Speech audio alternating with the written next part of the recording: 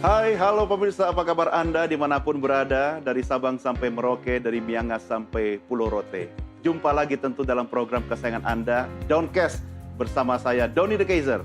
Dan saya, Don Bosco Selamat. Klise sekali ngomong. Harus, itu jadi ciri khas, Bang. Okay. Karena ini double down. Abang sehat ya, pekan ini? Sehat. Oke, kita berharap juga pemirsa di seluruh Nusantara tetap dalam keadaan sehat, sejahtera, dan ingat selalu berbahagia. Kenapa saya minta pemirsa berbahagia, Bang? Karena konsentrasi fokus perhatian kita sekarang lagi ke dunia politik, kan? Iya, dan jangan terlalu pusing. Jangan terlalu pusing, biar yang pusing happy aja. Iya, yang pusing itu kontestannya aja lah ya. Tapi ada juga orang-orang yang pusing, Bang. Apa itu? Ya, pakar politik, ya, analis, ya kan? Iya, Termasuk tamu istimewa kita kali ini. Yang kayaknya susah pusing sebetulnya datang ke sini dan baru pertama kali. Kita paksa dia datang ke Anak muda yang Downcast. cerdas. Iya. Iya. Dan beliau ini dikenal selain sebagai pakar politik dari UIN, juga Direktur Eksekutif Parameter Politik Indonesia, yang kali ini kita paksa untuk kita kuliti, masih tidak jauh-jauh dari Tapi soal ngomong-ngomong politik. tentang apa? Kalau saya masih pengen mengulik soal pilkada, khususnya di Jawa ini, Bang. Khususnya ya, Jakarta dan Taji Jateng lah ya. Jokowi dalam pilkada. Itu dia. Ini kata kuncinya dari Bang Don. Langsung tamu istimewa kita, Adi Prayitno. Mas Adi, apa kabar? Mas Adi, terima kasih ya. Saya yang terima kasih, Bang. Sejak 1 bulan NTV kita sudah meminta Anda untuk hadir di sini. Mohon diampunkan kita. Setelah 1 tahun ya baru bisa. Iya. Terus tahu. Kita itu nggak punya tuan, makanya aktivitasnya ngamen keliling. Asik. Oke. Iya. Tapi menarik loh Mas Adi. Tadi yang Iya, Bang Don lempar pertama kali soal tajinya Pak D Jokowi. Bagaimana Anda melihatnya? Ya, saya kira memang harus diakui Jokowi sampai hari ini magnet politiknya cukup kuat ya. Iya. Jadi wajar kalau kemudian Jawa Tengah itu merupakan salah satu pilkada yang menjadi epicentrum, Iya. dipelototi oleh banyak orang terkait dengan pertarungan Jokowi versus PDIP dan Jokowi versus Megawati Soekarno Putri. Ya, ini. Yang lain mungkin terjadi perdebatan, rivalitas yang serius, tapi tidak seserius bagaimana pertempuran ulang. Ini replika Pilpres 2024 ada di Jawa Tengah. Ya tetap katanya di DKI juga mirip. Nah, termasuk juga di DKI. Ah. Karena ada faktor Jokowi versus jagoan dari PDIP.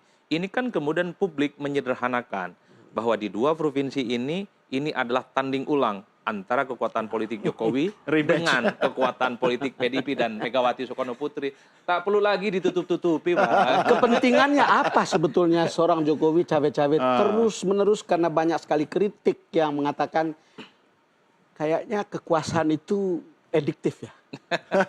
Apa, Mas? Satu argumen saya secara sederhana. Jokowi juga ingin tunjukkan kepada publik. Sekalipun tak lagi jadi presiden, tapi magnet, tapi tuah politik Jokowi itu masih dianggap penting dan signifikan. Yang kedua, Jokowi tentu juga ingin menunjukkan kepada lawan-lawan politiknya, khususnya kepada PDIP, bahwa orang-orang Jokowi yang bertanding di pilkada, baik di Jakarta dan di Jawa Tengah, itu bisa dimenangkan. Nah, itu yang saya kira di awal saya mengatakan ini adalah residu Pilpres. Iya. Kalau Jokowi misalnya kalah dengan yang lain, ya mungkin tidak terlampau menyakitkan. Tapi kalau kalah sama PDIP, beda ceritanya. Begitu kalau pun sebaliknya. terjadi seperti itu. Nah, makanya bagi saya wajar kalau kemudian banyak yang menganggap Jakarta dan Jawa Tengah ini adalah menjadi pilkada pertaruhan politik Jokowi dengan pertaruhan politik PDIP Megawati Soekarno Putri. Mungkin sederhananya, memang masih ada kartu truf yang sangat kuat untuk kemudian meyakinkan publik bahwa dia akan memenangkan cawe-cawe itu. Ya, sebenarnya pemilih di bawah ini kan menganggap Jokowi, jejak-jejak politiknya di Jawa Tengah dan Jakarta masih ada. Terlepas dari berapapun jumlah persentasenya, itu yang sepertinya membuat kenapa Jokowi itu harus tampil ke publik. Memberikan dukungan secara terbuka kepada Lutfi dan Ridwan Kamil. Dan tidak ada yang melarang Jokowi untuk mengendorse siapapun, kan? Nah, per hari ini tak bisa lagi Jokowi disebut cawe-cawe karena sudah rakyat biasa seperti kita, Pak. Iya, rakyat biasa, tetapi karena dia mantan presiden, orang tetap mempersoalkannya, kira-kira begitulah.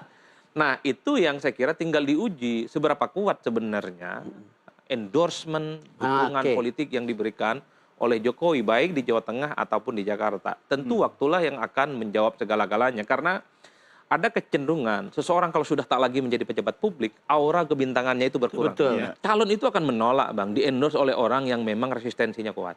Kenapa Lutfi menerima? Tetapi kalau calonnya melemah, apa boleh buat kan? Nah, salah satunya mungkin. Karena saya melihat ya, jelang pencoblosan tanggal 27 November, semua calon ini pastinya sudah mengkapitalisasi segala instrumen kekuatan politiknya.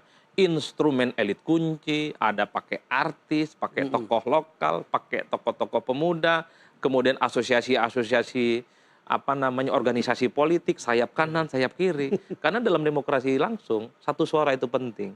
Secara statistik tidak mungkin ada angka 10 tanpa ada angka 1.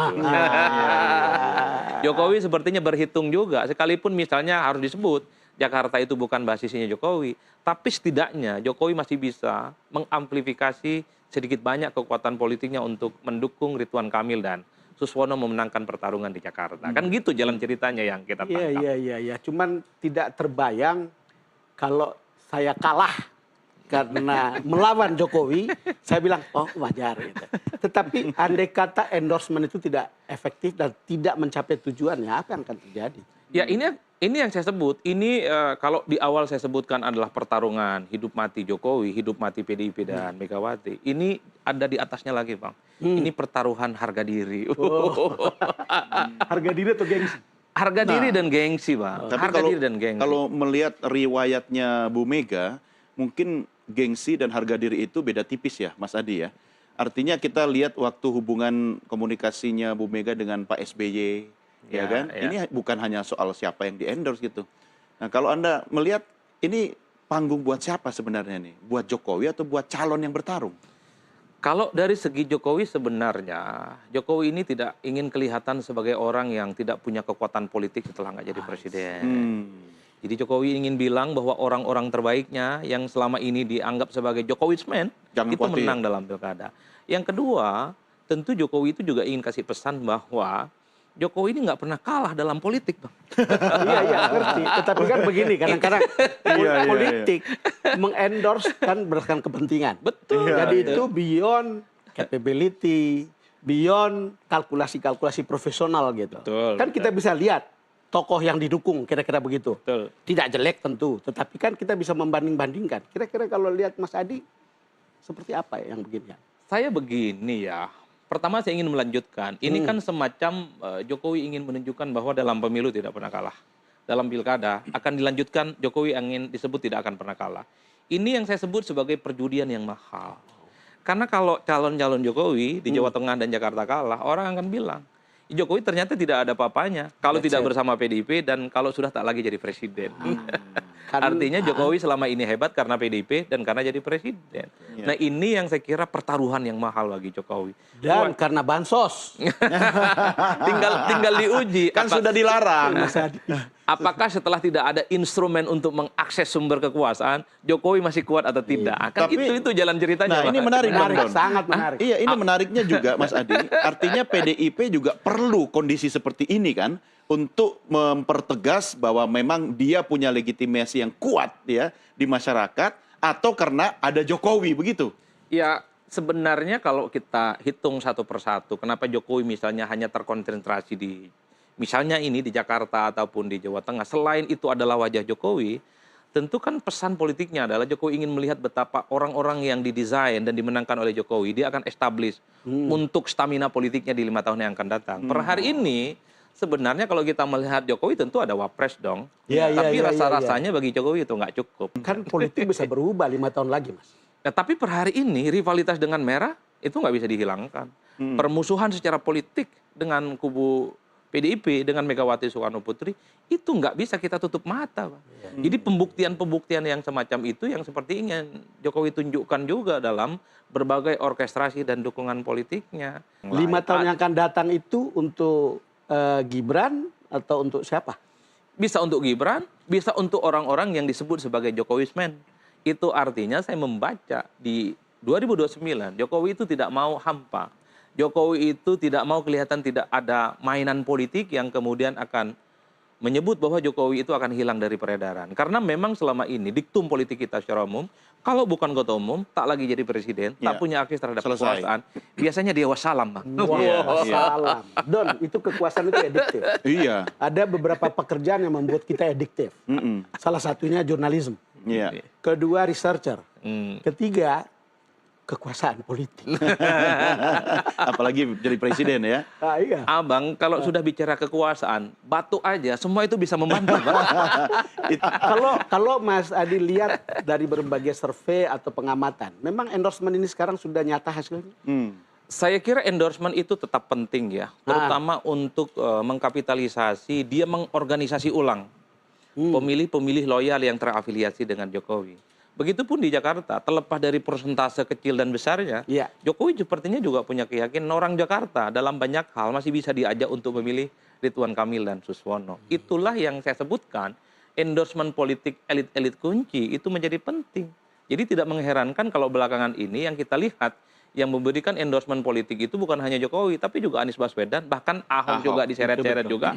Bahkan Pak Prabowo yang ada di luar negeri juga diseret-seret juga, memberikan dukungan politiknya. Nah ini soal Ahok sama anak Abah, kita bahas di segmen berikutnya. Kita rehat dulu, pemirsa jangan kemana-mana, Doncast segera kembali sesaat lagi.